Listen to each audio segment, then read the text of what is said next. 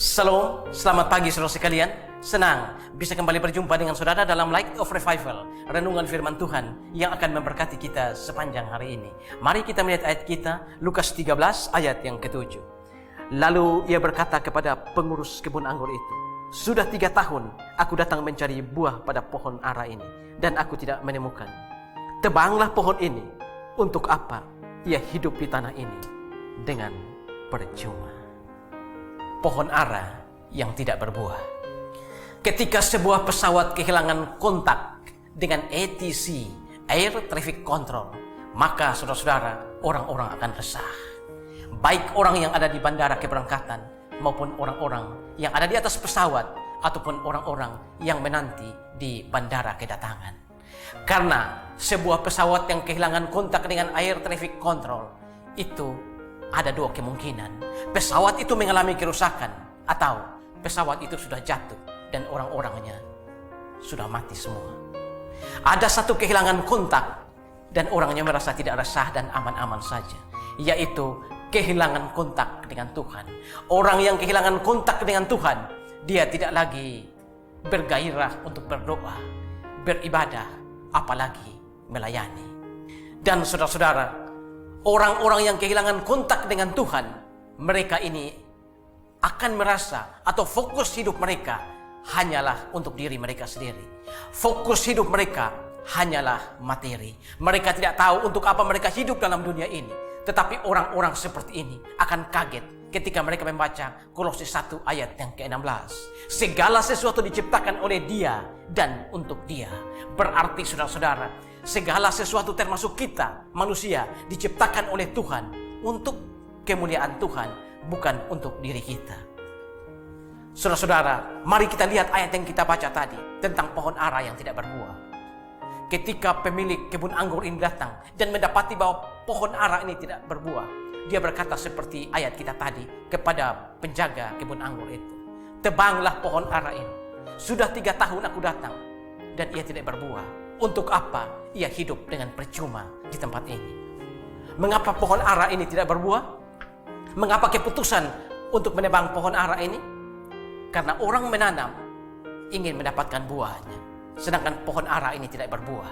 Makanya dia hidup dengan percuma di tanah ini.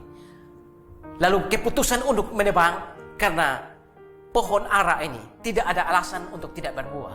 Pohon ara ini ditanam di kebun anggur, di mana kebun anggur merambat, sedangkan pohon ara ini memiliki tinggi 6-7 meter. Berarti dia mendapatkan cahaya matahari yang lebih, akar-akarnya masuk ke dalam tanah lebih dalam, mendapatkan sari-sari makanan dan mendapatkan cahaya matahari yang lebih. Maka tidak ada alasan untuk tidak berbuah. Ketika dia mendapatkan hak privilege, hak istimewa, dia seharusnya berbuah. Tapi pohon ara ini tidak berbuah, malah dia hanya tumbuh besar dan daun yang lebat, tetapi tanpa buah. Karena itu keputusannya adalah tebanglah ia. Lalu pohon ara ini sudah lama ditunggu untuk berbuah. Pemilik kebun anggur itu berkata, "Sudah 3 tahun aku datang dan tidak mendapatkan buah." Ini berarti pohon ara ini bukan baru berumur 3 tahun. Tetapi pohon ara ini sudah lebih dari 3 tahun. 3 tahun itulah seharusnya dia berbuah. Dan sudah 3 tahun dari seharusnya dia berbuah. Tapi pohon ara ini tidak berbuah. Karena itu keputusannya adalah tebanglah ia. Saudara-saudara, seandainya pohon ara ini mengerti apa yang dibicarakan oleh pemilik kebun anggur dan pengurus kebun anggur itu, maka tentulah dia akan menangis meraung-raung, memohon ampun, "Ampuni aku akan berbuah tahun ini." Tetapi saudara-saudara, keputusan sudah diambil, kapak sudah tersedia. Saudara-saudara, bagaimana kalau pohon ara itu adalah kita? Bagaimana kalau pohon ara itu adalah saya dan saudara? Kita sudah lama ditunggu oleh Tuhan untuk berbuah, tetapi kita hidup dengan percuma. Apa yang akan terjadi dengan kita ketika Tuhan memutuskan untuk kita dipanggil kembali ke tahta pengadilannya untuk menghadap Allah, menghadap Tuhan di tahta pengadilannya? Sudah siapkah kita menghadapi kematian? Sudah siapkah kita menghadapi tahta pengadilan Kristus? Mungkin sebagian kecil di antara kita yang siap. Mungkin juga saudara berkata, renungan pagi yang katanya memberkati malah menakut-nakuti. Saudara, saya tidak sedang menakut-nakuti saudara, tetapi saya sedang menyampaikan sebuah fakta. Kematian itu lambat atau cepat pasti akan datang. Kematian itu pasti akan datang. Kita tidak pernah tahu bahwa baju yang kita pakai hari ini tidak pernah lagi kita buka dengan tangan kita sendiri. Kita tidak pernah tahu bahwa kaos kaki yang kita pakai adalah kaos kaki terakhir. Bukankah itu adalah sebuah fakta? Tetapi saudara, kita ini masih orang-orang yang beruntung. Mengapa?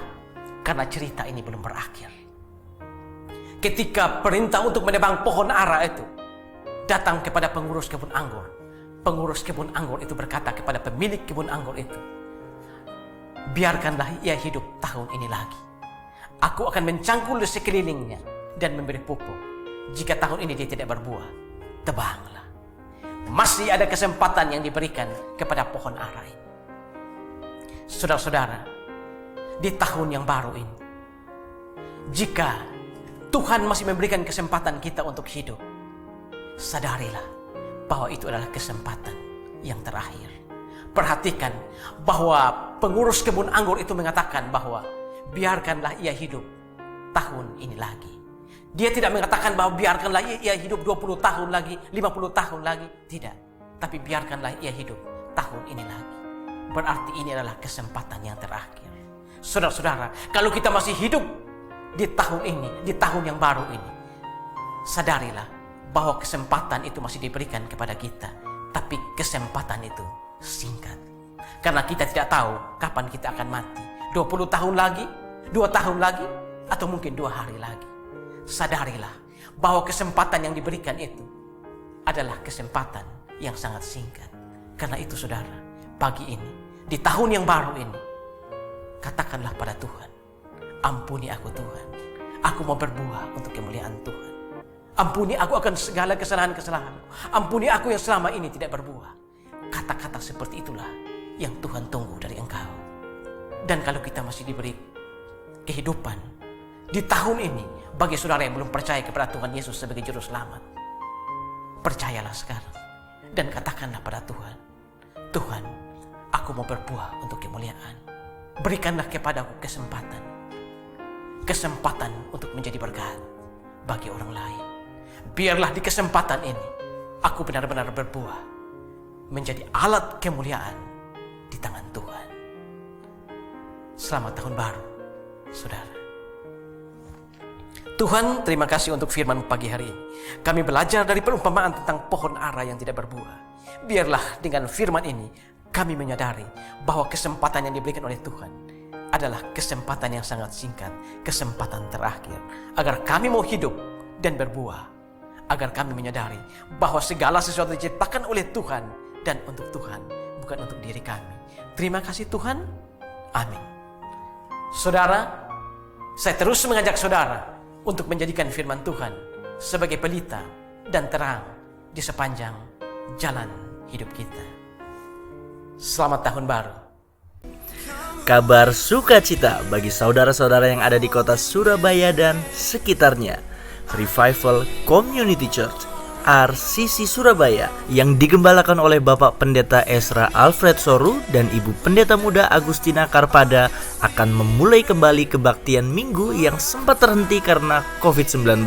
Kebaktian perdana 2023 ini akan dilaksanakan pada hari Minggu 29 Januari pada pukul 9.00 waktu Indonesia Barat dan berlokasi di Zoom Hotel Dharma Husada, Jalan Dharma Husada Blok A3 nomor 188 Mojo, Kecamatan Gubeng, Surabaya.